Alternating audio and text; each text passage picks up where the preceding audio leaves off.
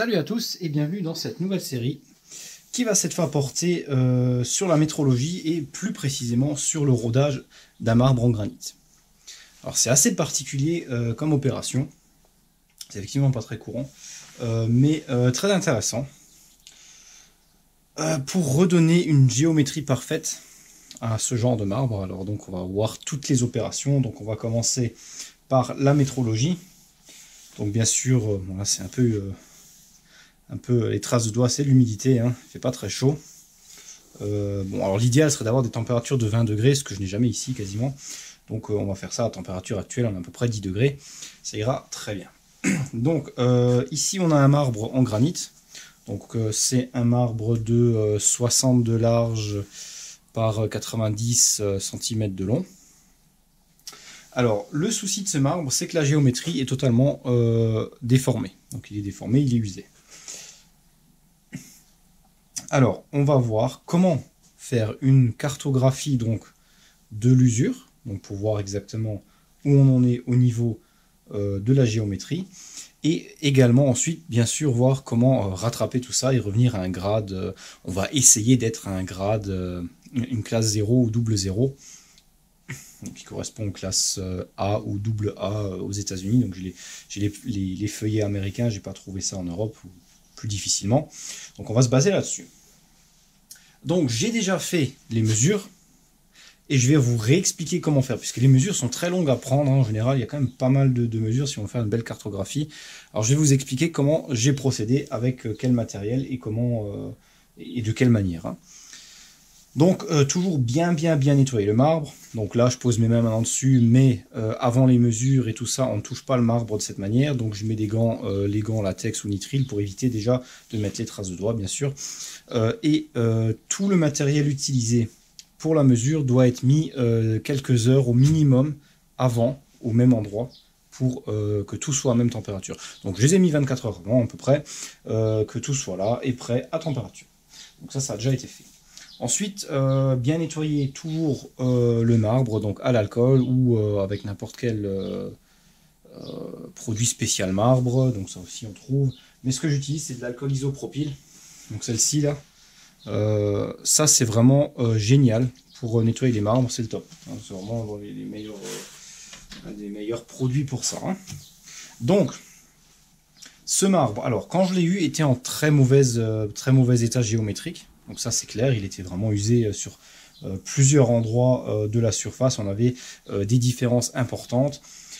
Du coup je l'avais rodé il y a déjà longtemps, j'avais fait une passe de rodage qui avait vraiment atténué toutes les déformations, mais n'avait pas enlevé la totalité puisque j'avais pas le matériel nécessaire pour faire les mesures. Donc de là, je me suis dit bon, on va déjà laisser ça comme ça, on va pas roder trop et on verra plus tard. Donc il est lisse. Il est, on va dire, linéaire, on va dire les déformations sont régulières. C'est-à-dire qu'on n'a plus des bosses vraiment très nettes, enfin entre guillemets nettes, hein. Tout est régulier. Donc on a passé dessus, le rodage a enlevé déjà toutes les grosses aspérités. Maintenant, il reste la déformation globale. Donc ça, on l'a toujours, bien sûr. Et c'est bien là qu'il y a de la vraie modification à faire. Alors on va fonctionner sur plusieurs types de mesures. On a la première mesure qu'on peut faire, la plus simple, qui est au niveau à bulle de précision. Donc le niveau de précision, alors attention à la classe de précision, j'ai utilisé un 0,02, donc 2 centièmes de millimètre par mètre de précision, ou on peut utiliser un 0,05, donc 5 centièmes de millimètre par mètre de précision. On va voir ça, qui fonctionne très bien aussi, hein. Donc le niveau c'est la plus simple, on peut faire une petite cartographie au niveau à bulle, au niveau de précision, ça va déjà donner une belle cartographie pour savoir ce qu'on veut faire. Ensuite, la deuxième mesure qu'on va prendre, c'est une mesure de répétitivité, c'est-à-dire de savoir d'un endroit à un autre de combien on a, quel écart on a. Donc avec alors le système, je vais vous montrer ce que j'ai comme système pour ça, mais le classique c'est d'utiliser une base, un support comparateur, avec une base assez épaisse et robuste. On le pose à un endroit, on fait dépasser le comparateur sur la plaque, on utilise une petite cale étalon ou toute autre surface lisse, et on prend une mesure. On ne mesure pas directement sur la plaque parce qu'il y a toujours des aspérités, et la pointe du comparateur va rentrer un peu partout et va fausser les mesures. Donc on prend une petite cale étalon. Okay. et on fait une mesure. Donc on va mesurer la hauteur par rapport à la base. Donc on se met à 0. On se met à 0 et on promène le comparateur avec sa base et la cale étalon et voir les différences. Donc ça va nous donner une différence de la longueur de la base et de la mesure. Donc on va voir ça après en détail. Ensuite, la troisième, donc là ça va donner une cartographie qui va donner justement ce que j'expliquais avant, qui va nous donner la planéité, enfin pas la planéité, mais plutôt la régularité de la surface. Ok ? Donc là, la surface est très régulière, aucun souci si on prend que cette mesure au comparateur. On peut penser que le marbre est nickel, il est super bien lisse et tout, ce qui n'est absolument pas le cas parce qu'il est totalement déformé. On a jusqu'à 2 centièmes sur la totalité, ce qui est quand même beaucoup pour un marbre granit. On est en classe B, classe 2 à peu près, donc c'est pas génial. On ne le voit pas avec le comparateur. Okay, donc la troisième mesure, ça va être celle avec l'autocollimateur. Alors l'autocollimateur, qu'est-ce que c'est? C'est un outil de précision, un outil optique qui va renvoyer donc... alors il s'utilise de la manière suivante. On a l'autocollimateur, voilà, qui est ici. Si on voit bien, je vais jeter un œil, voilà, qu'on voit très bien. Voilà. Ok, donc on en a des plus longs. Celui-ci a un renvoi à plusieurs miroirs de renvoi, ce qui le fait plus court, impeccable. Et on a ce qui va avec, un miroir de précision, qui est ici. Donc ça, c'est un miroir de haute précision, qui est monté sur un support à 3 points de contact, à une distance bien spécifique. Cette distance est très importante, puisque c'est celle-là qu'on va utiliser pour nos mesures. Donc ici, c'est en pouces, donc on est à 2 pouces, soit 50,8 mm. Ok. C'est un miroir qui est ajustable, on a des plots d'ajustement, il est monté sur 3 touches et on peut l'ajuster. Okay. Alors, comment ça fonctionne? Et ici, on a encore... Alors là, on a... en dessous, on a un empilement de cales. Pourquoi? C'est tout simplement pour ramener ce petit miroir à la bonne hauteur. Ni plus ni moins, c'est des cales rectifiées, elles sont totalement lisses, totalement planes, totalement... On peut le voir, donc elles glissent dessus comme à rien. Voilà, c'est vraiment... elles sont impeccables. Puis on a posé ici notre petit miroir qui est un miroir de renvoi d'angle. Alors ça, c'est un miroir de précision qui renvoie l'image à 90 degrés. Alors c'est pas une obligation d'utiliser. Je l'ai, donc je l'utilise. Pourquoi? Tout simplement, ça nous évite de mettre notre autocollimateur au bout de la ligne de mesure et d'avoir, par exemple, ici à l'arrière du marbre, j'ai le mur. Donc si je mets mon autocollimateur de cette manière-là, ça va être compliqué pour faire ma lecture. Donc j'ai pas vraiment accès derrière pour regarder là-dedans. Donc du coup, ce que je peux faire, plutôt que faire ça, je le mets comme ça. Et je mets mon renvoi d'angle qui va renvoyer mon image par ici. Et je vais utiliser mon miroir. Et donc je peux lire facilement mon autocollimateur. Et de plus, ça prend beaucoup moins de place que l'autocollimateur et on peut faire une mesure plus longue. Et ça évite de faire la mesure en 2 fois. Si on met l'autocollimateur ici, on va faire notre mesure de ce sens, puis pour mesurer la partie où était posé l'autocollimateur, on doit refaire nos mesures de l'autre sens. Ce qui n'est pas génial puisque ça nous met une nouvelle ligne de référence, tout ça. Donc on peut utiliser un petit miroir d'angle, c'est parfait. Alors l'autocollimateur, comment il fonctionne? Donc pour l'instant, on oublie le miroir d'angle, c'est juste un intermédiaire. Je vais vous montrer avec le miroir. Donc qu'est-ce qui se passe avec ça? Alors tout simplement ici, on a une lampe qui vient se mettre. Alors j'utilise une lampe à LED, une petite lampe de poche qui rentre là-dedans, ça marche très bien. Ou on a le système branché électriquement avec la lampe à l'ancienne, mais bon, c'est pas une nécessité. La lampe vient se mettre là-dedans, ok, et va envoyer un faisceau lumineux à l'intérieur. Ok. Je vais vous montrer ça après plus en détail. Donc le faisceau lumineux rentre par la petite fibre optique ici. Ok, et rentre là-dedans. Ici, on a un miroir avec une croix. Donc une croix qui est dessinée dessus et qui va être du coup envoyée sur le miroir principal qui redonne ici. Okay. Donc cette croix est dessinée là-dedans, comme la lumière passe dessus, elle renvoie cette lumière avec cette croix ici. On vient y placer le miroir, qu'on vient calibrer parfaitement en face. Okay. Le miroir va recevoir cette lumière avec cette croix, et va à son tour, du coup, vu que c'est un miroir, bien sûr, la refléter et la renvoyer là-dedans. D'accord? Celle-ci étant renvoyée là-dedans, elle est ensuite renvoyée sur le miroir ici, qui va l'envoyer sur le miroir en bas et le renvoyer à notre optique. Ok? Alors c'est des intermédiaires, on peut l'avoir plus long, ça va directement à l'optique où on va regarder dedans. En renvoyant cette image, donc on a la croix qui apparaît. La croix qui est reflétée par notre miroir qu'on déplace sur le marbre est reflétée dans la lentille ici. Donc on va la voir. On va voir le rond avec notre croix de cette lumière. Dans ce système ici, on a des réglages qu'on peut voir là. Et on a une croix fixe. Enfin fixe entre guillemets, parce que c'est une croix qui est dans l'optique. C'est celle qu'on va regarder. Okay, cette croix, elle est fixe dans cette optique, mais on peut la bouger. Donc elle n'est pas fixe dans le sens fixe par rapport au miroir. Je veux dire, elle est totalement séparée du reste. Elle est là-dedans. Elle est dessinée là-dedans. Et on peut la monter, descendre par ici. Alors ici, je raconte peut-être des bêtises, parce que c'est pas une croix, c'est des lignes en fait. Hein. Voilà. Donc on va pouvoir la descendre et la monter avec les deux boutons ici. Celui-ci pour le dégrossissement, donc en minutes, et celui-ci pour les secondes, en précision. Alors le but de la manœuvre, c'est d'avoir donc ce miroir mis, par exemple, en premier lieu ici. Alors ça peut paraître flou, mais vous allez vite comprendre. Hein.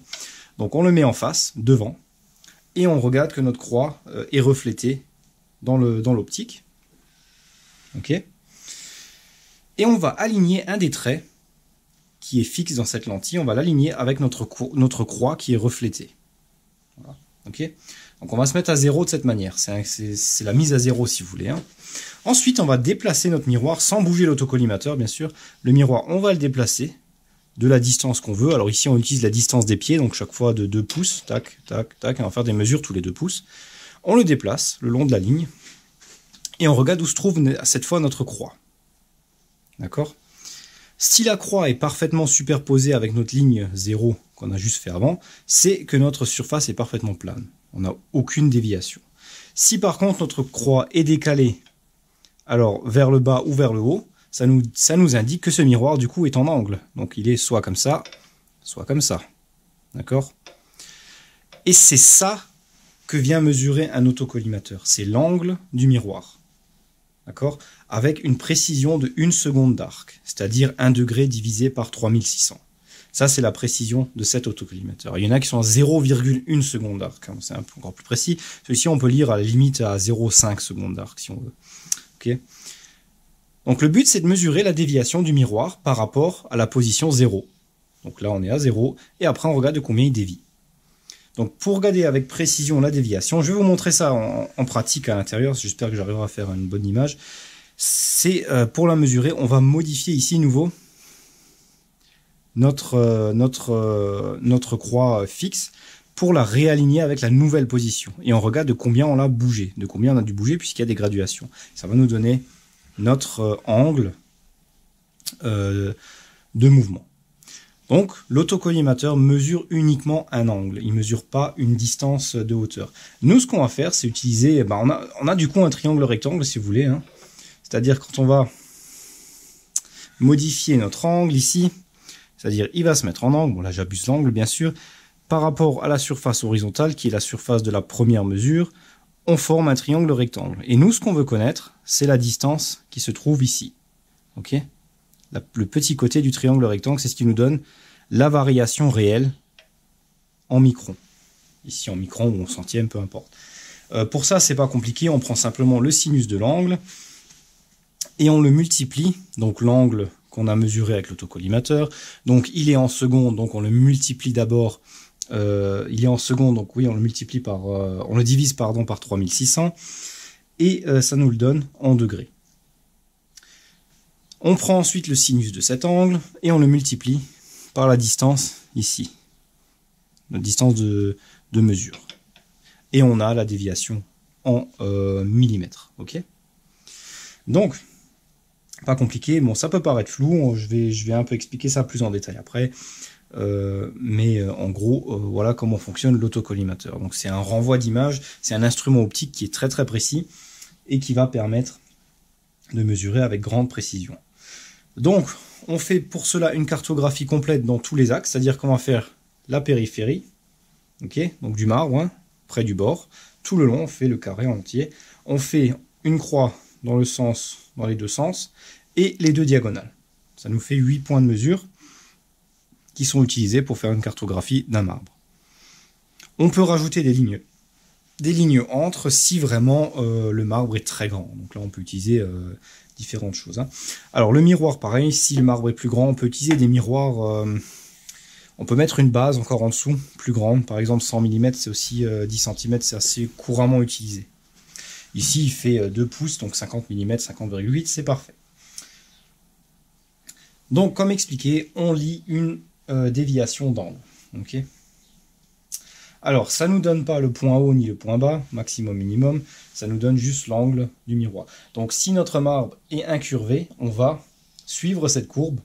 Donc, si par exemple, dans mon cas, le marbre est creusé au milieu, okay, c'est le cas qu'on a ici. Et on va pouvoir regarder si le marbre est creusé au milieu, ça nous indique donc qu'on va commencer, vu qu'on commence dans ce sens-là, je ne sais pas si on voit la caméra, je vais voir ça. Voilà, donc l'autocollimateur est installé au bout du marbre sur la ligne médiane, donc du milieu. Et on vient le mettre à 0 de cette manière, ok, par exemple. Puis on va le bouger tout le long par incrément de la base. Donc on met le doigt, hop, on tourne, hop, on va un coup, et entre chaque et à chaque fois, bien sûr, on fait la lecture de la mesure, hein, de l'angle. On met bien sûr pour faciliter pour faciliter la mise à disposition du miroir par rapport à l'autocollimateur, on met une règle, on pose une règle en acier, hein, ou peu importe en quoi, pour suivre la règle, et ça permet plus facilement de garder la distance. Okay, on peut la graduer, mettre au marqueur une trace pour savoir où aller. Donc dans mon cas, le marbre est plus enfoncé au milieu et il remonte sur les deux côtés. Okay. Donc ça veut dire que notre angle est toujours de cette manière, puisqu'on va commencer à 0 ici, donc le miroir va être incliné légèrement comme ça, de cette manière-là, ok, puisque on est dans la montée, on est après le milieu, donc ça monte. D'accord? Donc on va descendre, descendre, descendre, descendre, descendre, descendre, voilà, puis ça remonte de l'autre côté, et il continue sur la même courbe, donc le miroir va toujours aller plus en plus vers le bas. Donc dans notre autocollimateur, on va lire une mesure négative uniquement. Donc on ne va pas trouver le point bas, ça sera fait par calcul, ça. Je vais essayer de vous montrer ça. Donc on fait, ça met du temps, hein, il en prend un sacré moment à faire toutes les mesures quand même. Je vais essayer de voir si on peut regarder là-dedans avec la caméra, parce que c'est pas évident. Je vais déjà vous régler ça. On va mettre le miroir. Ok.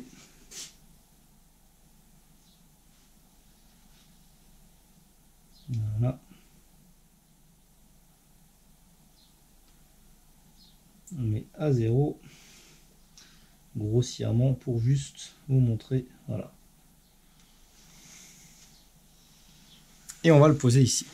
Et on va faire une mesure fictive, juste pour vous montrer, enfin fictive, juste pour vous montrer comment que ça fonctionne. Hein. Je vais essayer de placer la caméra, mettre tout ça à 0. C'est pas évident. Ça y est, donc, je pense qu'on devrait voir pas mal. Je vais essayer de le cadrer au mieux. Voilà, comme ça et comme ça. Alors je pense qu'on voit les graduations, j'espère qu'elles sont nettes. On voit les graduations ici. Ok. Et on va voir encore maintenant pour ajuster le miroir. Voilà. La croix du miroir. J'espère vraiment qu'on verra ça comme il faut, parce que je suis pas sûr du tout. Alors je sais pas si on est à 0, je vois pas sur la caméra. Mais je vais vous montrer. Donc on peut voir que le miroir, quand je le bouge ici, vous voyez, il renvoie une croix. J'espère qu'elle est visible. Donc cette croix, elle se superpose avec les lignes horizontales que vous voyez. Donc les petites lignes, c'est les minutes. Hein. Donc 200, 100, 200, 300, 400, voilà. Alors on va en prendre une comme référence de 0, peu importe laquelle, ça n'a pas d'importance, on ne mesure pas des angles si grands, nous. Hein, donc il n'y a pas de souci. Et on la prend comme référence. Donc pour ça, j'arrive pas à la voir, je la règle avec ici, vous voyez. Voilà, donc là ça fait bouger ma ligne. Voilà. Alors je sais pas si elle est à 0, je vois pas sur la caméra là, mais admettons on la met à 0, ok. Puis on vient déplacer le miroir sur toute la longueur du marbre. Hein. Alors là j'ai pas de règle, donc ça bouge un peu, là je me déplace, voilà. Et on va continuer, ok. Vous voyez qu'elle a déjà dû bouger, elle est plus alignée avec la ligne de départ, d'accord. On continue. On va aller tout au bout du marbre, là où c'est bien voir le décalage, voilà. Là on est au bout. Et on doit avoir un nettement plus gros décalage, ok. Donc là, on voit que la ligne s'est décalée, la croix n'est plus au même endroit par rapport aux lignes horizontales qui sont fixes. Okay. Maintenant, le but, c'est de vérifier de combien ces lignes ont pu bouger, okay, de combien elles s'est décalée. à chaque incrément. Donc là, je vous l'ai mis jusqu'au bout pour voir le plus grand incrément, la dernière mesure, juste pour vous montrer comment ça fonctionne. Ici, on a donc la molette de réglage rapide que je vous ai montré avant, donc celle qui fait bouger tout le cadran, hein. Et on a la petite qui fait tourner. Alors vous voyez, sur tout autour, vous avez des graduations. Des graduations de, si ma mémoire est bonne, de 0 à 100, parce que je ne les vois pas là, de 0 à 100 qui correspondent aux secondes. Alors je les ai mis à 50, elle est réglée tout en bas à 50, vous avez la mise à 0, je l'ai mis sur 50, pour pouvoir faire du plus ou du moins. Si on l'a mis à 0, on peut que aller en positif, pas en négatif. Okay, donc on met 50, et on prend ça comme notre 0. Et quand je tourne la molette, vous voyez, ça tourne avec. Vous voyez en bas, enfin tout autour, ok. En faisant tourner cette molette, vous pouvez voir que les lignes horizontales bougent avec. Ok, voilà, vous voyez. Donc il suffit de le bouger de la bonne distance pour réaligner la croix avec le même trait qu'au départ. Une fois qu'elle est réalignée, on regarde de combien, tout en bas, donc les petites graduations aux secondes, on regarde de combien on les a, de combien de graduations on a dû bouger pour réaligner les croix, et ça nous donne notre mesure d'angle. Tout simplement. C'est pas très compliqué. Faut juste comprendre le truc, hein. Et si on incline le miroir vers en bas, on voit que ça descend, vers en haut, ça monte, ok. Ok, donc là c'est l'inclinaison à la main.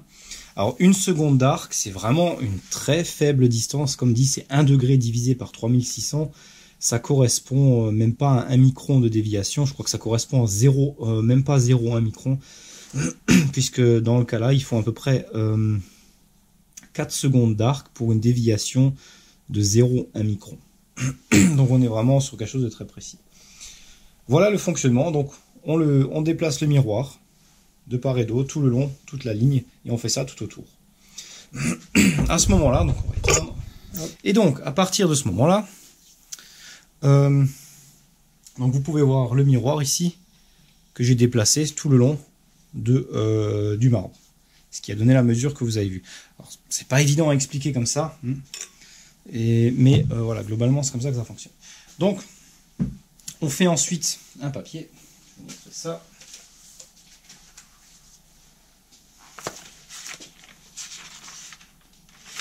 Ici, donc j'ai fait le dessin de mon marbre. Grosso modo, c'est pas évident à montrer, mais voilà. Donc le dessin de mon marbre avec toutes les mesures qui sont prises dans tous les sens à l'autocollimateur. Ok. Donc on note les angles qu'on a mesurés sur tous les axes. Voilà, à chaque incrément de 2 pouces, donc 50 mm,8. Ok. Et on note. Ensuite, on a, comme je l'ai expliqué, j'ai fait la mesure également ici avec le micromètre, avec le comparateur pardon, de précision pour la répétitivité. Pareil, on fait un schéma et on note chaque fois qu'on a pris une mesure. Alors, comme je l'ai expliqué, sur la répétitivité, on est super. On a, je crois, au maximum, on doit avoir 0,3, 0,4, 4, 0,5 ici. Alors le plus haut qu'on a, c'est 0,5 micron, 0,5 micron, donc un demi-micron. C'est vraiment pas grand chose. Donc on a en négatif, on a en positif, donc on est en dessous de 1 micron sur la répétitivité. Ok, donc là il n'y a pas de souci, c'est impeccable. Et le niveau, les mesures du niveau qu'on va voir, nous donne des chiffres assez intéressants. Il va nous faire une cartographie de la forme. Donc ce que je vais faire, je vais enlever l'autocollimateur et je vais vous expliquer déjà les niveaux. Alors on se retrouve avec les niveaux. Donc j'ai 2 niveaux que j'ai utilisés. D'accord. Donc on peut voir des niveaux de précision.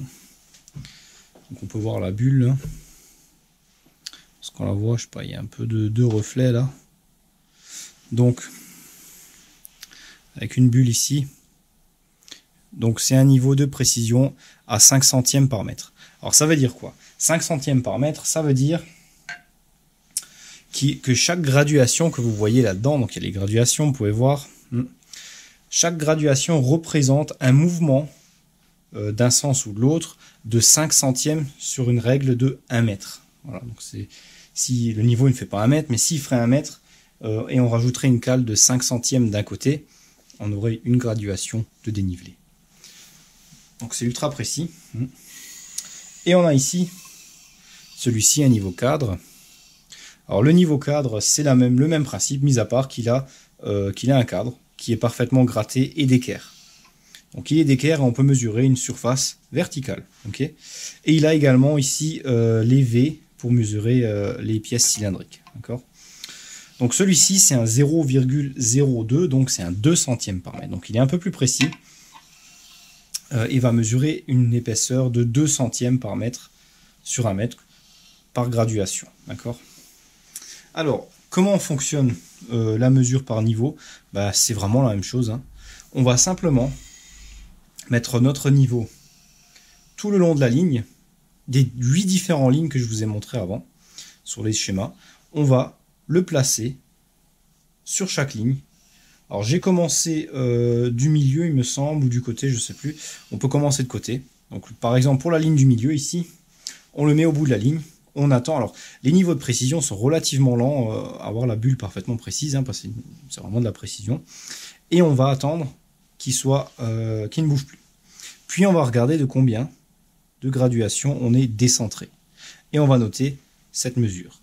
Par exemple, ici, on a 1, 2, 3, 4 graduations. Chaque graduation correspond donc à 2 centièmes. Donc on a 8 centièmes dans ce sens-là.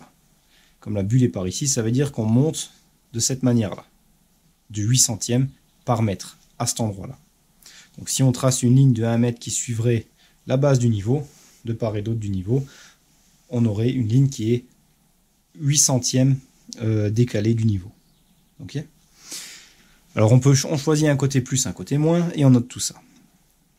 Une fois qu'on a fait la première mesure, on continue ici, c'est-à-dire on laisse la distance du niveau, et on va à la suite, par étapes. Okay. La même chose, on attend et on mesure.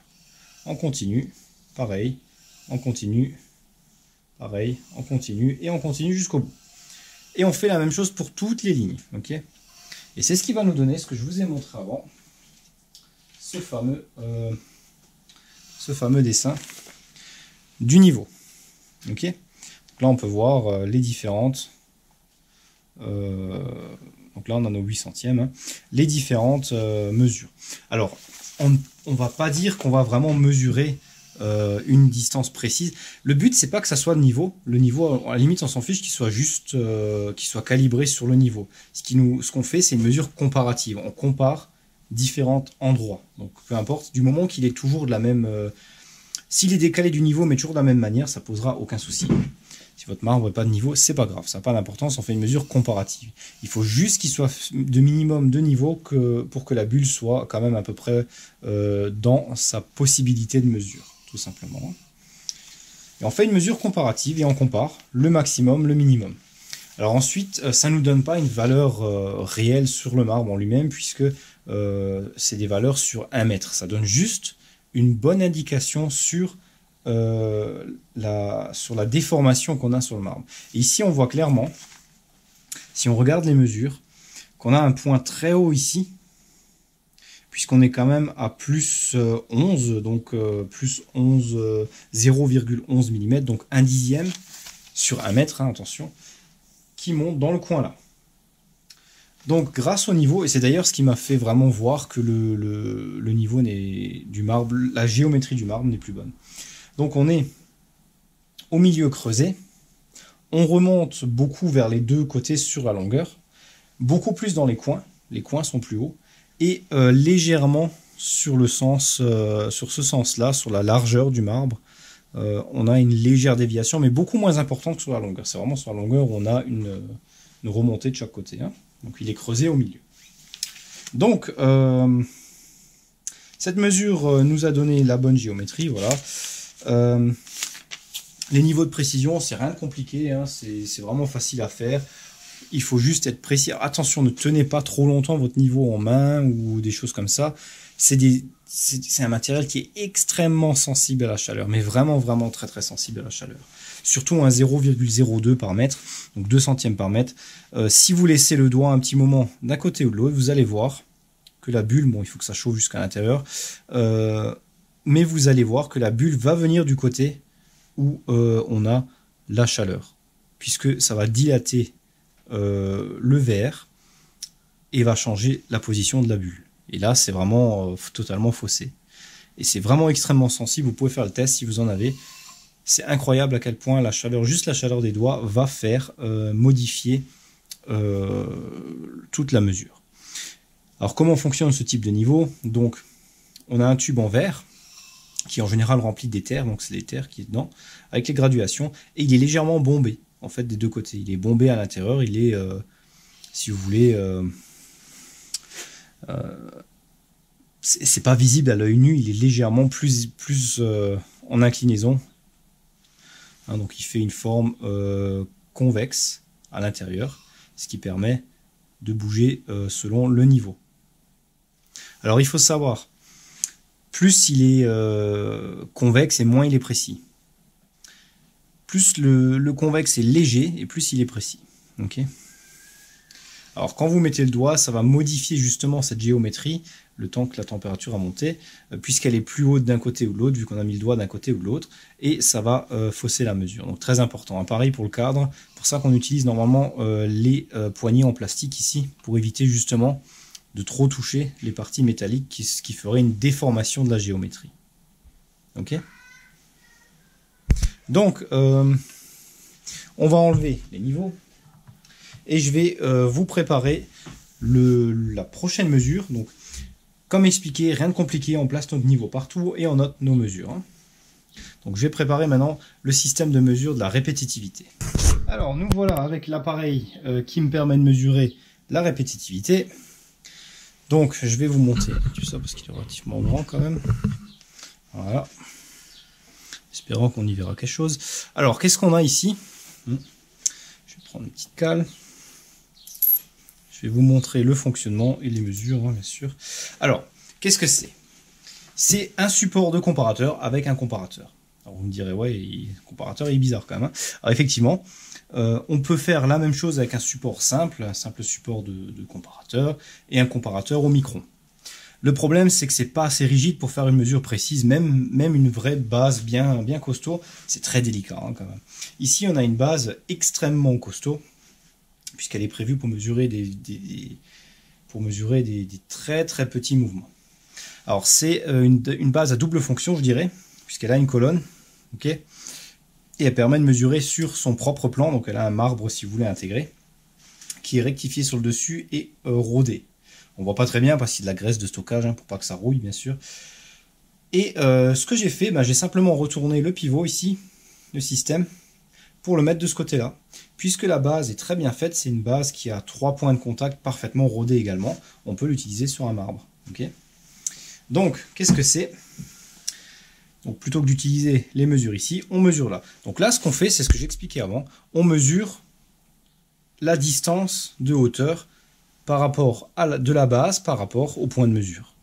Est-ce que la base est au même niveau que cet endroit où on mesure? Elle l'est, oui, ok. C'est bon, c'est régulier, la surface est régulière, elle l'est pas, la surface n'est pas régulière. Ok.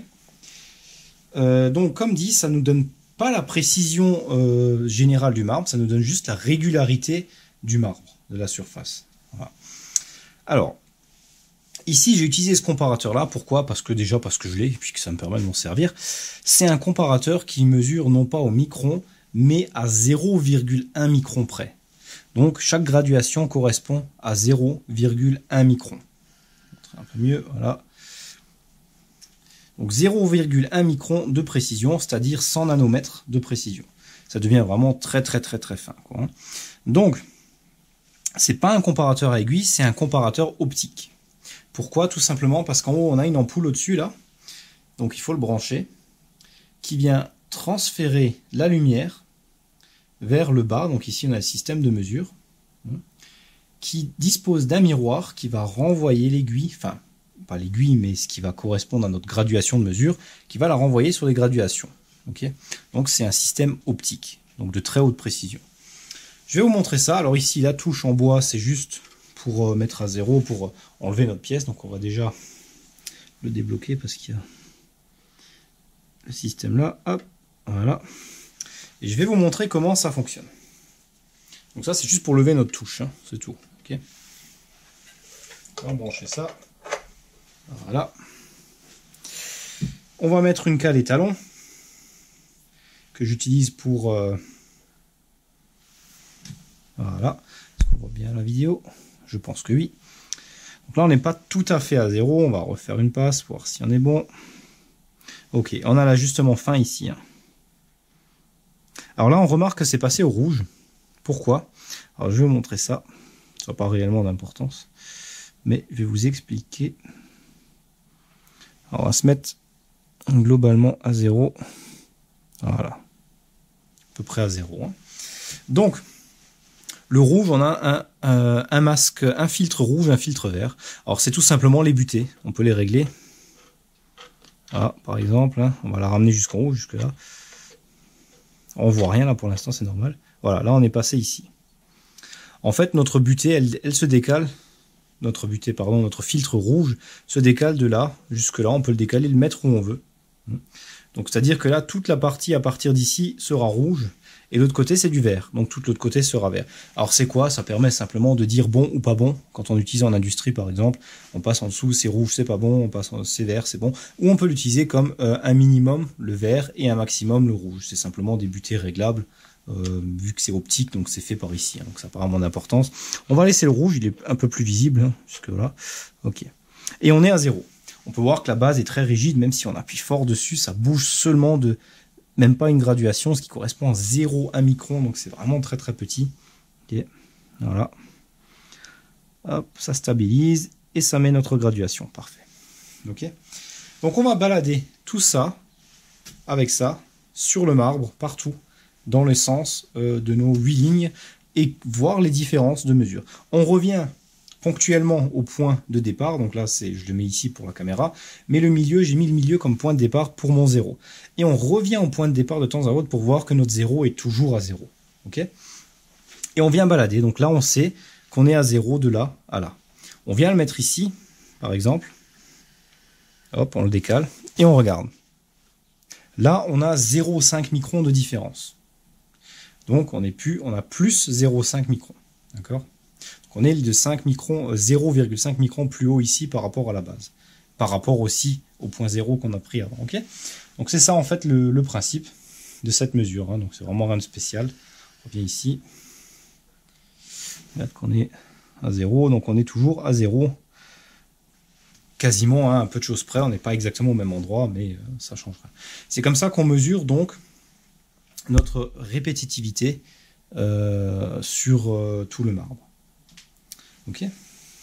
Alors pour donner un ordre de mesure, on peut voir, j'espère qu'on le voit bien, je suis pas sûr que ce soit très visible dans la caméra. Ok, je vais le remettre en blanc.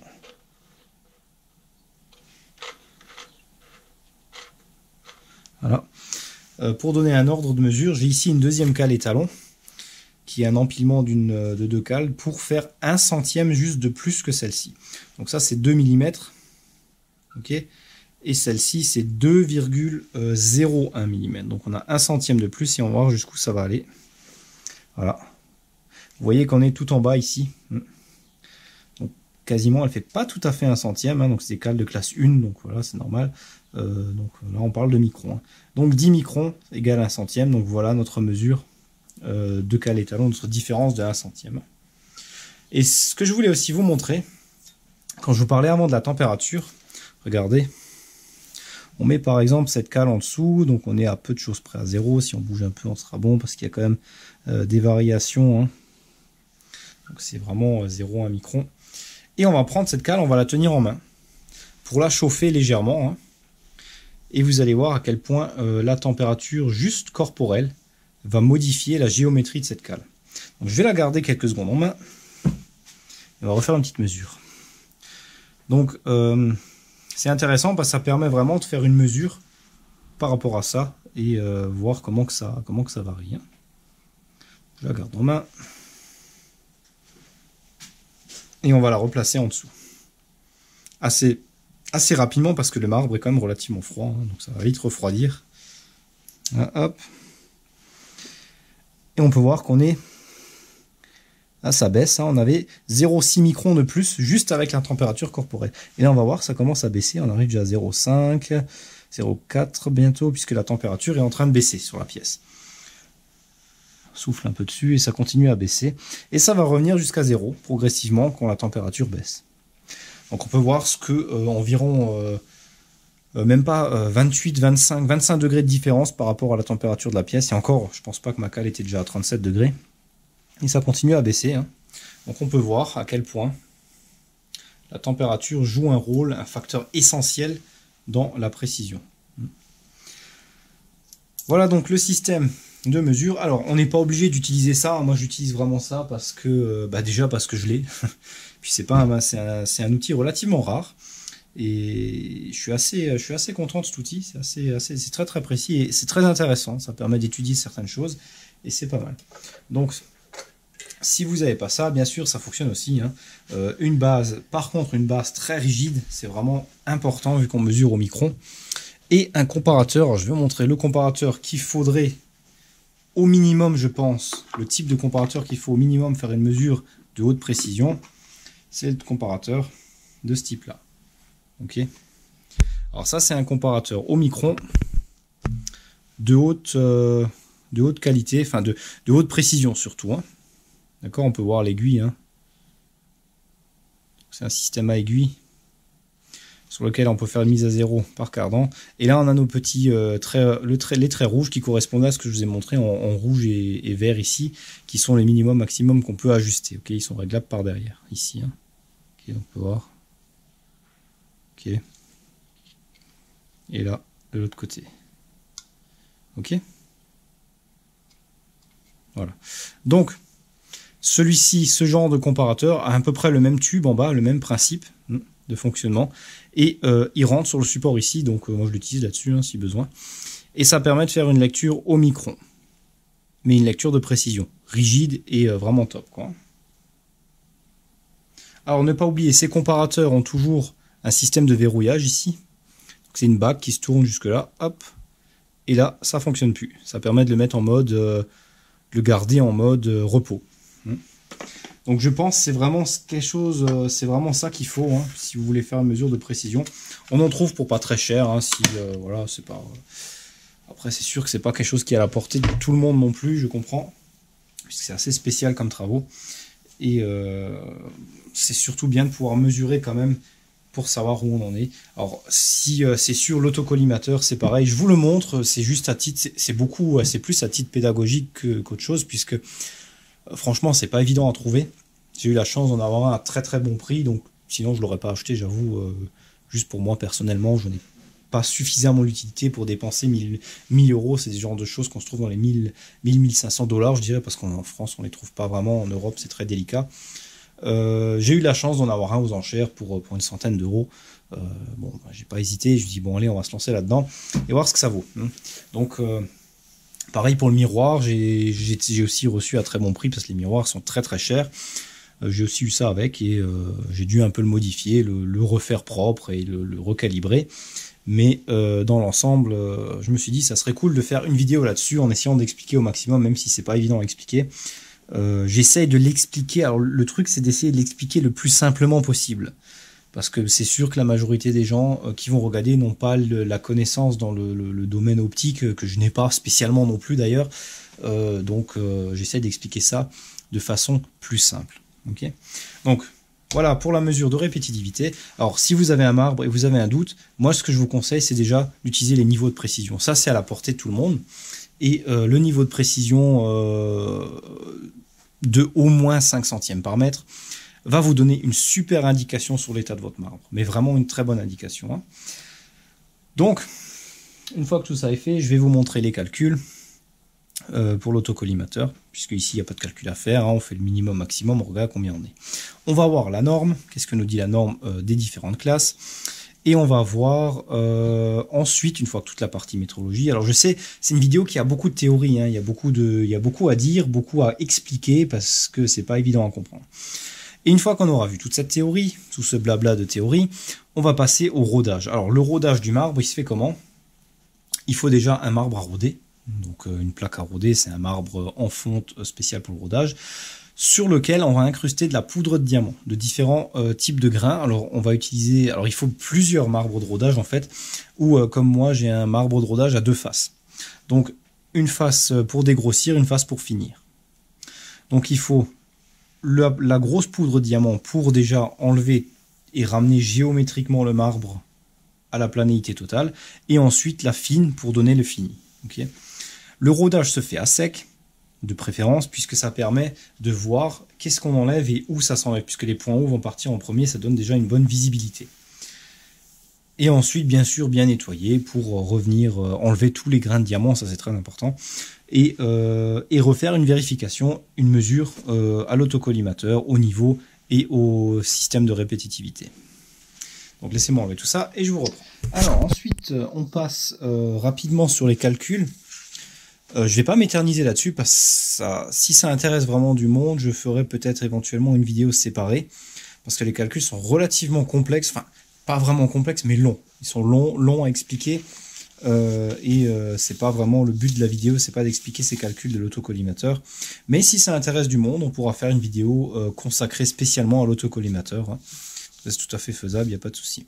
Alors, le truc, c'est que on mesure, comme je l'ai expliqué, avec l'autocollimateur, par rapport on fait une comparaison, en fait. C'est-à-dire qu'on mesure par rapport à la première ligne, la première mise à zéro, ok? Donc ici, on a une copie là, d'un petit document que j'ai trouvé sur le net, on peut voir, hein, qui est intéressant. Bon, c'est pas en français, mais c'est pas compliqué à comprendre. Donc, on nous parle des différentes mesures. Donc, eux, ils l'ont mis en différentes... ils ont utilisé les points cardinaux, ce que j'utilisais aussi, nord, sud, est, ouest, ok, pour désigner les lignes. Okay. Donc, on en a fait la même chose. Et toutes les mesures sont mises ici sous forme de tableau. Donc, la diagonale nord-ouest, sud-ouest, la diagonale nord-est, sud-est, enfin, voilà. Donc, c'est mis comme ça. Et tous les points de mesure. Alors, les miens sont écrits au stylo, donc il y en a moins puisque ma plaque est plus petite, il y a moins d'incréments de mesure. Et donc, on les fait dans l'ordre, une après l'autre, et on les met dans le tableau, nord, est, machin, enfin toutes les lignes, ok? Donc dans la première, ici. Celle-ci, je l'utilise pas parce que mon autocollimateur fait une lecture directe, donc je mets direct ici. Hein. Ensuite, ce que j'explique, c'est, ce qui est surtout important, on prend une mesure par rapport à une ligne de base. La ligne de base, c'est quoi? C'est la position de l'autocollimateur lors de la première mesure, c'est-à-dire de la mise à zéro que je vous ai montré.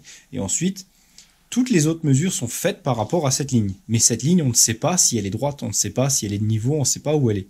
C'est pas, voilà. Comme on a mis, on peut supposer, pour explication, mon marbre étant remonté sur le bord, on peut savoir que ma première ligne est déjà vers en bas. Donc elle n'est pas horizontale. Okay. Là, on nous montre le schéma de la première ligne. Voilà, la première ligne, c'est celle qui monte ici. C'est la ligne de la première lecture. Donc la mise à zéro de l'autocollimateur. Et toutes les autres mesures sont faites par rapport à cette ligne-là. Chaque point de mesure, ici, chaque intervalle est un point de mesure qui est fait par rapport à cette ligne. Alors, ma carte mémoire était pleine, donc j'ai changé. Et donc, je disais qu'on a, nous, fait nos mesures par rapport à cette ligne fictive, qui est la ligne de la mise à zéro. Vu qu'on ne connaît pas l'état réel du marbre, on ne peut pas savoir, on ne peut pas se fier à cette ligne. Ça ne peut pas donner une mesure correcte. Okay.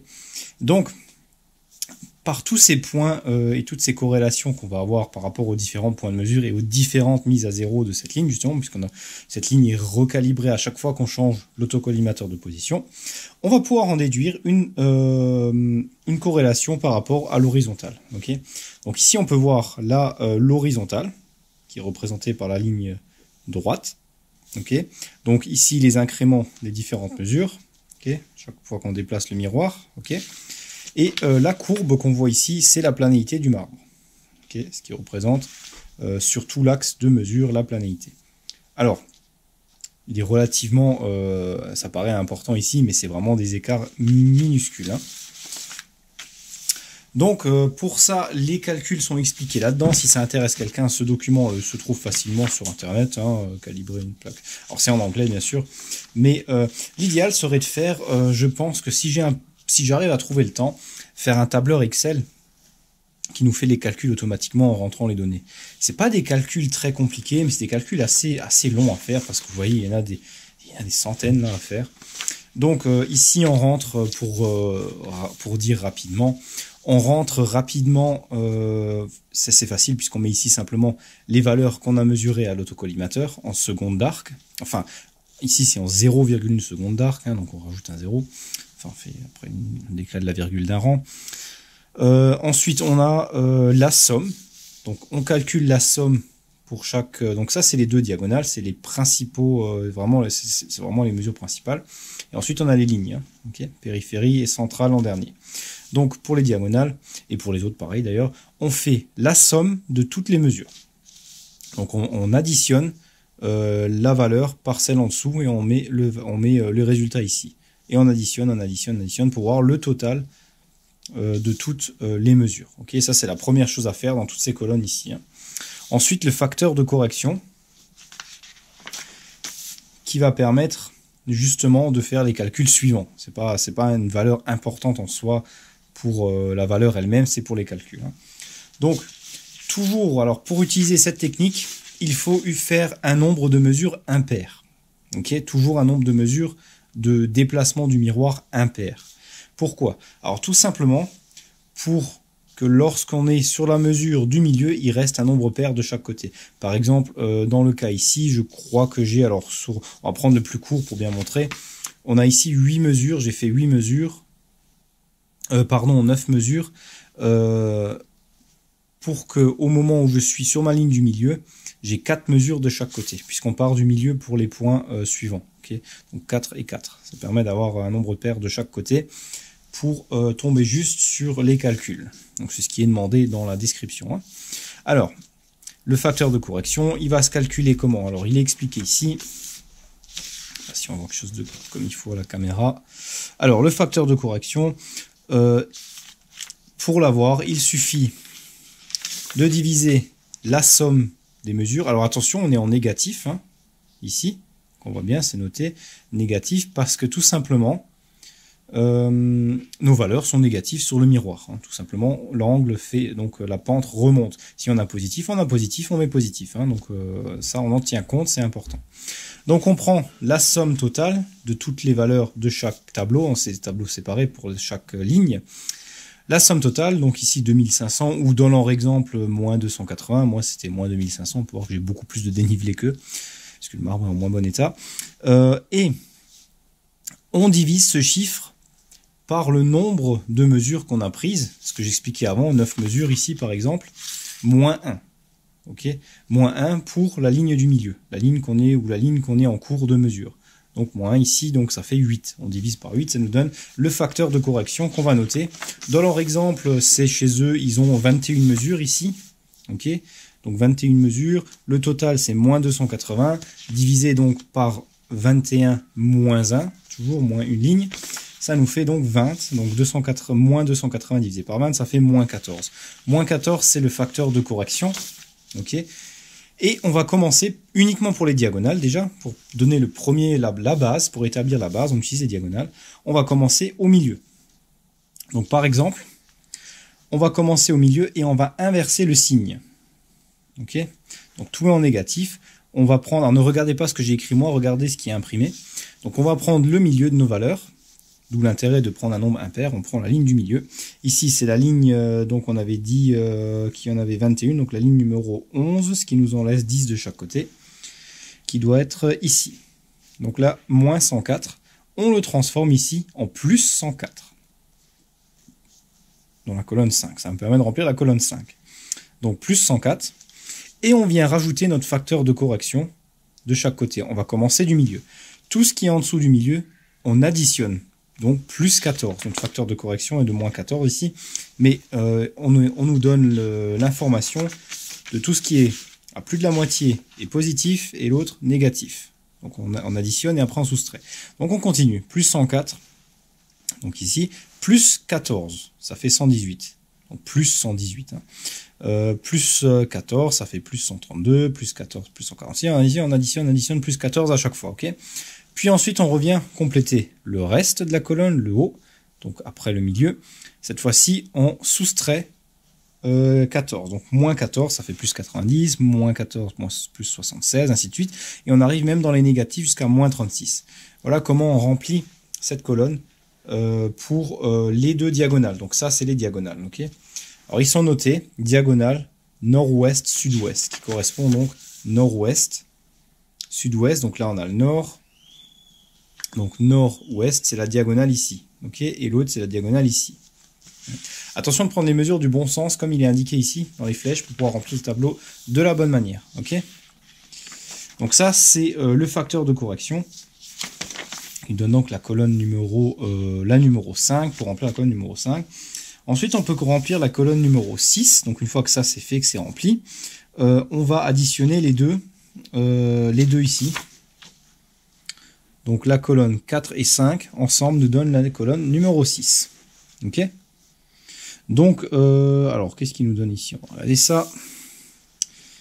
Par exemple, donc on a ici, par exemple, moins 20, plus 6, ça nous fait moins 14. Hein. Donc de moins 20, on rajoute plus 6 dans le positif, ça nous fait ça. Alors là, on a 0 et moins 22, donc ça a 0, moins 22, ça fait moins 22. Ok. Et ainsi de suite, on additionne celui-là et celui-là, en respectant bien sûr les signes négatifs positifs. Et on remplit du coup la colonne numéro 6. Et là, maintenant, on a la réelle distance entre ici et la première ligne de mesure. Okay, donc on en fait la moyenne et on met avec précision ici en 0,1 arc, 0,1 arc seconde d'arc, on remplit ce tableau. Les deux autres colonnes, cette fois, ça sera ici et ici. C'est le déplacement cette fois par rapport à la ligne de base, donc la ligne l'horizontale. Okay, donc ici, la numéro 7, c'est le déplacement donc en angle, c'est-à-dire l'angle, ce qu'on mesure à l'autocollimateur, mais par rapport cette fois au niveau horizontal. Et ici, en micron. Alors eux, ils sont en pouces, moi je les fais bien sûr en micron, en métrique. Donc, c'est simplement un calcul de l'un à l'autre, c'est tout. Ça, c'est notre valeur finale. Alors, ces deux-là, on ne peut pas les calculer pour l'instant. Il faut d'abord faire le reste, puisqu'on va utiliser des données des autres tableaux pour remplir celui-ci. Donc ensuite, on nous donne les lignes périmétriques, donc le périmètre, le tour, pour tour. On a les 4 lignes qui correspondent donc de là à là. Donc ceux-là, on ne les regarde pas pour l'instant. On fait ceux-là et ceux-là. Enfin, les deux là. Donc il y en a 4. Hein. C'est-à-dire le pourtour. Ok. Ça, alors, qu'est-ce qu'ils nous disent? Alors ici, on fait bien sûr la même chose pour les premières colonnes. Les deux premières, c'est la même chose. Hein. Voilà. Comme ça. Ensuite, par contre, là où ça diffère, c'est pour le calcul du facteur de correction. Pourquoi? Tout simplement parce qu'on va maintenant utiliser les résultats qu'on a calculés ici, dans la colonne 6, puisqu'on l'a rempli ici. On va utiliser ces résultats pour donner nos bases des facteurs de correction, puisqu'on utilise bien sûr la base de la première des diagonales, vu qu'ils sont déjà faites. Et on va tracer un petit exemple, un petit croquis, où on met un point 0 au milieu, et on va mettre les bouts des diagonales. Là, les coins, les 4 coins en fait. Hein, puisque les 4 coins, on connaît déjà ces chiffres-là, étant donné qu'on les a calculés dans la colonne 6. Alors, on suit toujours l'exemple imprimé, non pas ce que j'ai écrit. On a pour la diagonale nord-ouest, sud-ouest, c'est-à-dire celle-ci. On a la valeur minimale dans le coin tout en haut, qui est de moins 36, et maximum tout en bas de moins 36 également. Donc on met moins 36, moins 36 dans l'exemple. Si on a d'autres chiffres, on met les autres chiffres. Hein. Donc attention par contre, les mettre au bon endroit. On commence au nord-ouest et après au sud-ouest. Hein. Si on a fait les mesures de ce sens, bien sûr. Et ensuite, on fait la même chose pour la suivante. Donc moins 53, où ils ont les mêmes mesures. Hein. Moi, j'étais à moins 545, moins 550. C'est quasiment pareil, mais voilà. Donc on met ça, pareil, moins 53, moins 53. Okay, et de là, on sait maintenant que pour nos facteurs de correction, on va utiliser, puisque ici, pour cette ligne-là, on sait que moins 36 et moins 53, c'est déjà nos deux extrémités de cette ligne. Ici, on sait que moins 53 et moins 36 le sont pour ici, et pour ici, et pour ici. Donc les 4 lignes, on a déjà les deux bouts. Et de là, on a juste à calculer le reste. Okay, donc c'est très simple, on va les mettre alors dans forcément la première ligne, donc ici. Là, on fait maintenant alors le périmètre nord. Alors c'est la ligne est à ouest nord, c'est-à-dire celle-ci de là à là, celle du haut. en commençant de l'est, si je vois bien, de l'est vers l'ouest, voilà. Hop, est vers ouest, ok.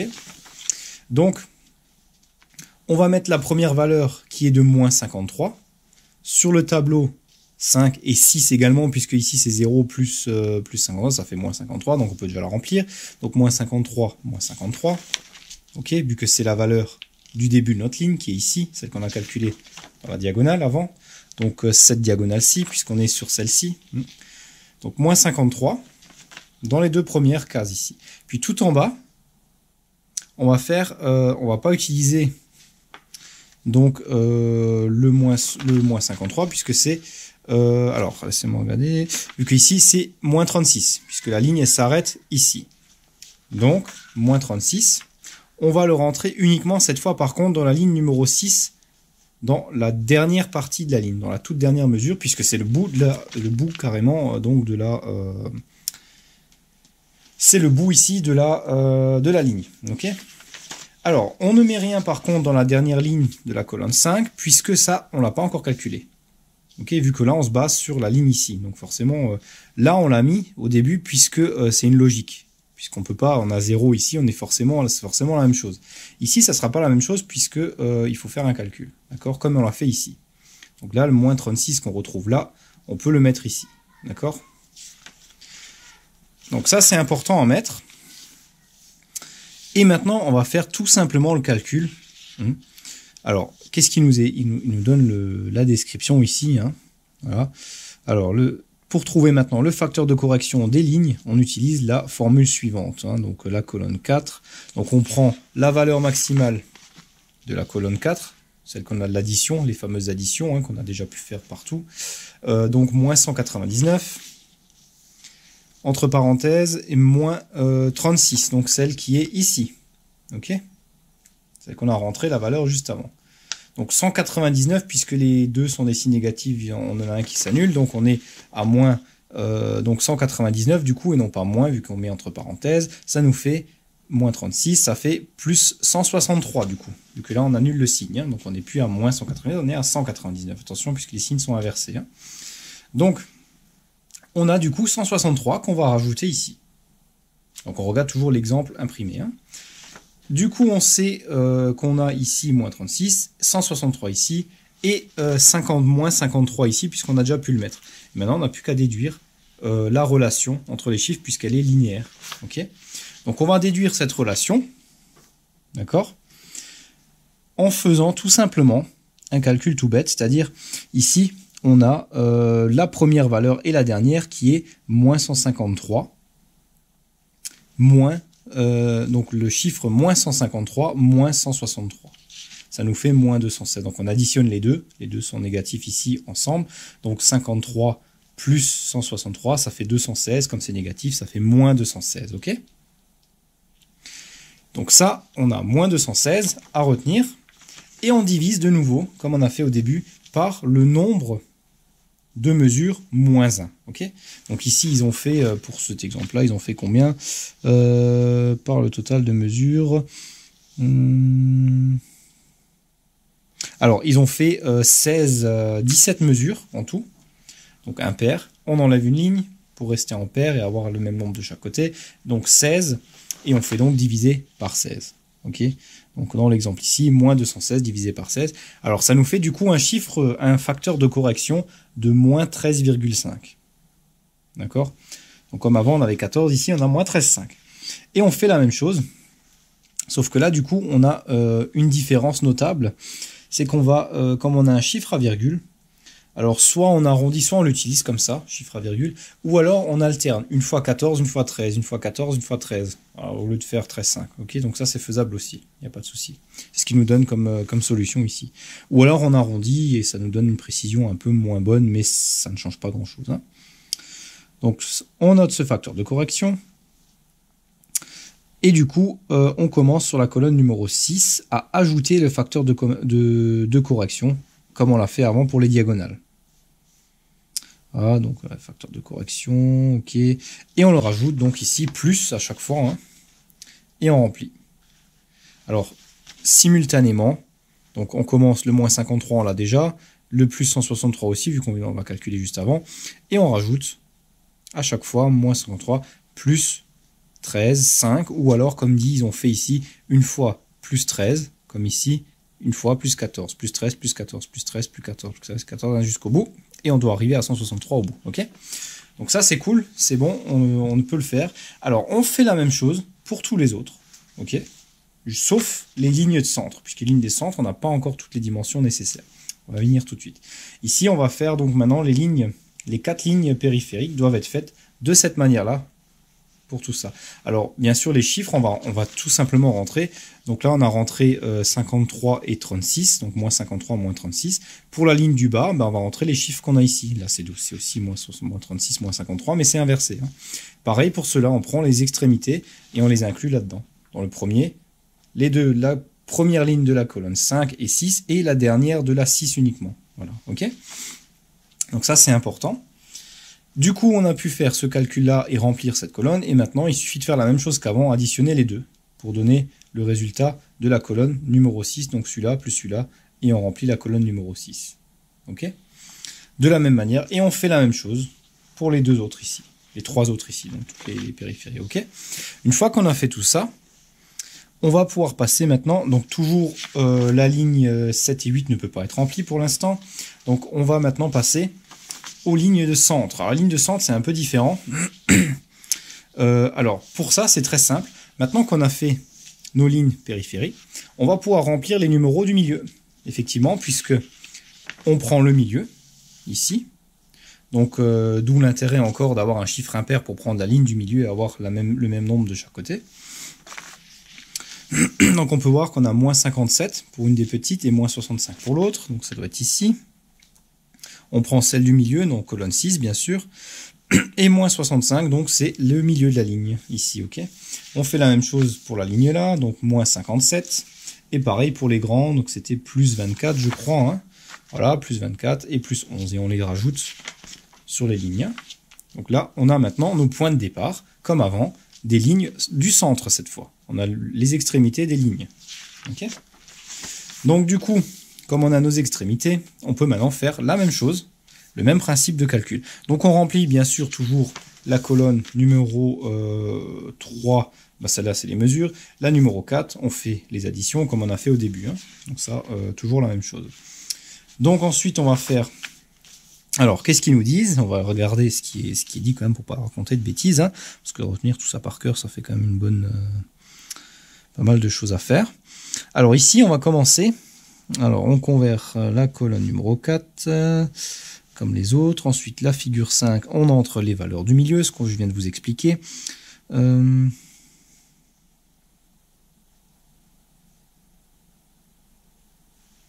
Alors, on soustrait la valeur... On a donc la colonne 5 à remplir pour le facteur d'erreur, maintenant, exactement. Donc, alors le principe reste le même en fait, hein, mis à part qu'on commence cette fois du milieu. Donc on va remplir du milieu pour trouver le facteur d'erreur.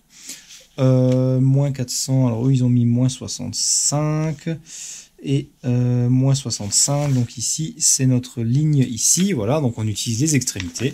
On remplit de nouveau moins 65, donc ce qu'on connaît, les extrémités en haut. Et moins 57 en bas pour uniquement nouveau la 6e colonne. Exactement de la même manière qu'on a fait ici. Ok, donc c'est le même principe. Ok, et on le remplit à la différence qu'on n'a pas besoin du coup, je crois. Alors, 6, colonne 4, colonne 6.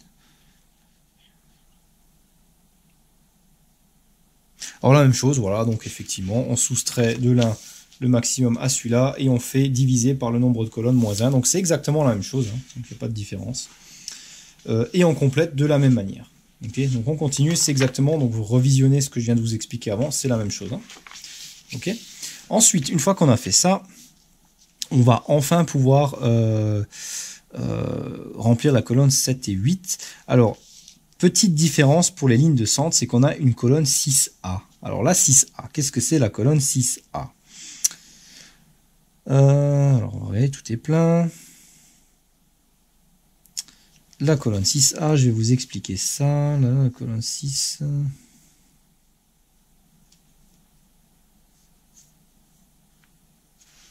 Donc, changer le signe on va la reposer au milieu de la colonne 6. Donc, la colonne 6, alors uniquement, alors ça concerne uniquement une des lignes. C'est la ligne centrale, la longue ligne centrale. Ok, on a une colonne 6A qui s'est rajoutée ici. Ok, alors ça peut paraître un peu confus. On va commencer par le milieu et on va changer le signe sur celle du milieu. C'est vrai que c'est pas évident à voir parce que j'ai déjà écrit les miens entre, hein, donc c'est pas évident. Je comprends comment je vais vous expliquer ça au mieux. Donc, il faut regarder ce qui est imprimé, hein, c'est pas évident, je sais. Alors, au milieu, on a moins 7 ici. On va changer le signe et l'additionner. Donc, moins 7, du coup, ça devient un plus 7. Donc, on rajoute 7 à moins 7, ça fait 0. Ok ? Et on va garder ce moins 7 et le rajouter à tout le reste.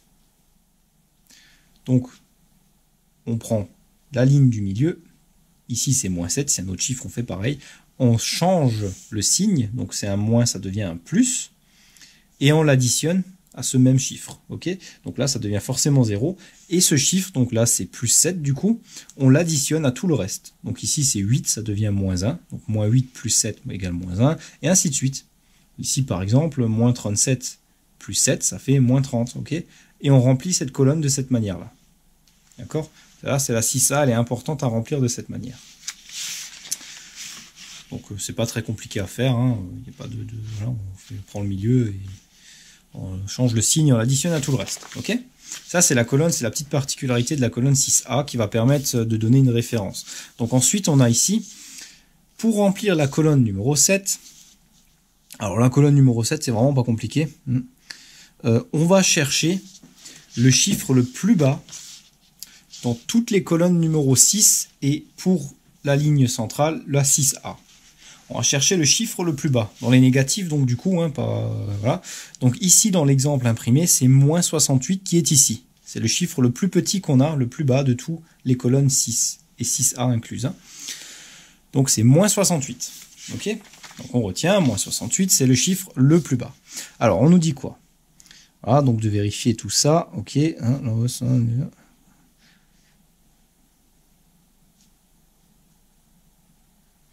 on rajoute donc du coup ce chiffre moins 68 à toutes les valeurs des colonnes 6. Puisque moins 68, c'est le chiffre le plus petit.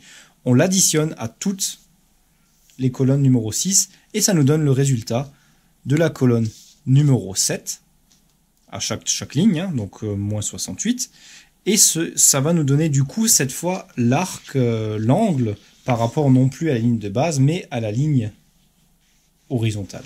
Okay, puisque c'est le point le plus bas, ça nous donne un repère haut, un repère bas. Ici, le bas, c'est moins 68. Donc, du coup, on le rajoute partout là-dessus. Hein. Donc, par exemple, ici, 0 plus 68 égale 68. Hein. Moins 5. Plus... Alors, attention, on ne fait pas moins, on ne tient pas compte du signe. Ça devient un plus. Ok, on fait plus, on additionne, hein, pas de négatif. Donc, le chiffre le plus bas, qui est moins 68, devient 68, et on l'additionne à chaque ligne.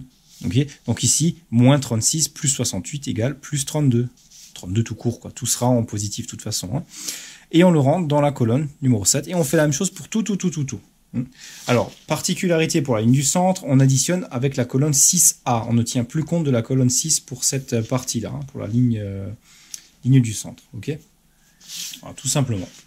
Ensuite, on va faire le sinus de l'angle, puisque ça forme un triangle rectangle, le sinus de l'angle fois la longueur du pied du miroir. Okay, alors dans ce cas-là, moi j'ai un pied donc, de 2 pouces, pardon, donc 50,08 mm. Je veux être en millimètres, donc je ne mets pas 2 pouces, mais je mets 50,08 mm. Je prends le sinus de l'angle de 1 seconde d'angle, puisque on travaille en secondes. Donc on va prendre 1 seconde d'angle. Pour cela, il nous faut, puisque le sinus se donne en degrés, donc pour calculer ça, on va faire, je vais vous montrer direct sur la calculatrice, ce sera plus simple. Voilà, donc avec la calculatrice, ça nous fait, on veut mettre 1 seconde d'angle en degrés. Donc on fait 1 degré divisé par 3600, ça nous fait 0,0002778, ok. Donc ça correspond, donc c'est en degrés, ça nous fait une seconde d'angle. Et on le fait, on prend le sinus de ce résultat là, voilà, sinus, hop, ce qui nous fait 0,0048, ok, multiplié par la longueur du pied du miroir, donc le pivot, hein. Donc ici 50,8, ce qui nous fait un résultat de 0,00024. Donc c'est très petit, donc on arrondit à 0,3025. Ok. Et on sait qu'on doit alors multiplier, puisque c'est l'angle c'est le résultat pour une seconde d'arc. Et comme ici on est en seconde d'arc, on va multiplier chaque résultat de la colonne 7 par ce chiffre 0,0025, ce qui va nous donner en microns de millimètre la déviation totale. Ok. Alors attention, c'est par 0,1 seconde d'arc ici, donc on décale la virgule d'un cran. Ne pas oublier. C'est-à-dire, par exemple, dans leur mesure ici, je sais pas, on va prendre une mesure, on va dire ici 32 par exemple. Ce n'est pas 32 secondes d'arc, c'est 32 dixièmes de seconde d'arc. Donc on décale partout la virgule d'un rang, puisque c'est 3,2 secondes d'arc en réalité, hein, vu que c'est 0,1 à chaque fois. Donc ils ont mis ça en 0,1, donc en dixième de seconde d'arc. Donc ici on va passer en secondes, ok. Donc ça fait 3,2 secondes d'arc, 4,6 secondes d'arc, je sais pas, ici on va 48, c'est non pas 48 secondes d'arc, mais 4,8 secondes d'arc. Donc ça, faut le tenir en compte quand on fait notre calcul. Donc on va multiplier 4,8 secondes d'arc multiplié par le chiffre que je vous ai donné, donc qu'on a calculé, donc 0,00025, et on a le résultat en microns. Alors attention, ici c'est pas le même résultat, ici le résultat n'est pas en microns, il est en micropouces, donc c'est en pouces, hein. Donc moi je vous ai donné le résultat en microns. Par exemple dans mon calcul ici, j'ai 4 secondes, 0,4 secondes d'arc, multiplié par mon chiffre, ça nous donne grosso modo 0,1 micron de déplacement. Ou ici par exemple 634, on peut voir 634, donc 63,4, on décale d'un rang pour être en secondes, multiplié par 0,00025, ça nous donne 15,8, on arrondit, 15,8 microns de déviation, soit 1,58 centième. Ok. Et ça, c'est notre résultat. On fait la même chose pour tout ça. Bien faire attention de décaler la virgule d'un rang, puisque c'est des dixièmes de seconde ici, et on veut, notre calcul est en secondes. Ok. Et on fait la même chose. Ici, par contre, particularité, la colonne centrale, la ligne centrale, pardon, on prend la colonne 6A et non pas la 6. Hein. La 6, elle n'existe plus, on n'en tient plus compte. Ok. Et on fait ça. Et ça nous donne nos valeurs finales en microns. Et on peut faire une cartographie, même 3D si on veut. Hein. Donc ici c'est une cartographie 2D. Donc les valeurs en microns, ici en micropouces, hein, donc nous on fait ça en microns parce qu'on est en métrique. On les met sur le marbre partout, voilà, sur notre dessin, et on a la cartographie en microns du marbre. Bon, je sais, c'est long, c'est pas évident. Les explications étaient, j'espère, assez claires. C'est vrai que c'est pas évident à expliquer. Je suis pas prof de maths non plus, et puis c'est pas trop mon rayon. Et donc, s'il y a des questions, n'hésitez pas, hein, bien sûr, il n'y a pas de souci, je répondrai au plus précis que je peux. Mais réécoutez, si vous avez à le faire, réécoutez plusieurs fois les explications. On finit toujours par comprendre, hein, en cherchant bien. Et s'il y a des questions, bien sûr, je me ferai un plaisir de vous répondre et de vous expliquer. Ok ? Donc, voilà pour ces calculs. Bien long à expliquer. Vous pouvez voir, j'ai noté tous les facteurs de correction à chaque fois pour les avoir en mémoire. Hein. Et c'est une des meilleures solutions les plus pratiques. Hein. Pour ça, alors ce que j'aimerais faire, c'est vraiment un tableau Excel qui fait tous ces calculs automatiquement. On rentre juste les données, il nous les calcule. Hein. Donc ça serait cool. Bon, après, comme je dis, c'est vrai que ça serait plus à titre informatif parce que je vais pas faire 1 million de marbres non plus. Je fais le mien parce qu'il est déformé et puis voilà. Bon, bah maintenant on a vu, je pense, on a fait le tour de la théorie, c'est déjà pas mal.